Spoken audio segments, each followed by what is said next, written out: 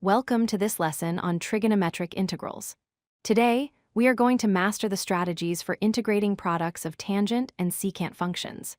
Specifically, we will look at integrals of the form integral of tangent to the power of m of x times secant to the power of n of x with respect to x.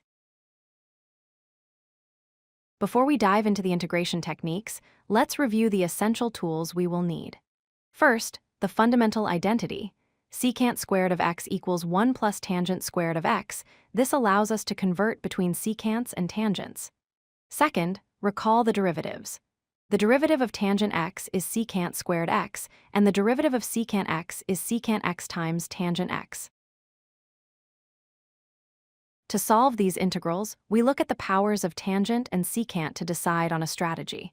We have three main cases. Case 1 is when the power of secant is even. Case 2 is when the power of tangent is odd. And case 3 is the tricky one, where tangent is even and secant is odd.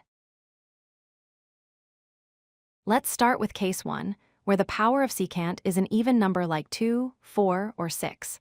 Our goal here is to use substitution. First, we save a factor of secant squared x to serve as our du. Next, we convert any remaining secant factors into tangents using our identity. Finally, we set u equal to tangent x. Here is an example. The integral of tangent squared x times secant to the fourth power of x, we separate a secant squared x term.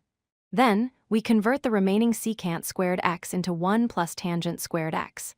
Now, everything is in terms of tangent, except for our saved secant squared factor. We let u equal tangent x, which makes the integral a simple polynomial in u. Now for case 2, where the power of tangent is an odd number like 1, 3, or 5. Here, our goal is slightly different. We want to save a factor of secant x times tangent x to be our du. We then convert the remaining tangent factors into secants using the identity tangent squared x equals secant squared x minus 1. Finally, we set u equal to secant x. Let's look at the integral of tangent cubed x times secant cubed x. We pull out one secant x and one tangent x. This leaves us with tangent squared x times secant squared x. We convert the tangent squared term into secant squared x minus 1. Now, with the substitution u equals secant x, the integral becomes a polynomial involving u squared and u to the fourth. Case 3 is when the power of tangent is even and the power of secant is odd. This situation does not allow for a simple u substitution.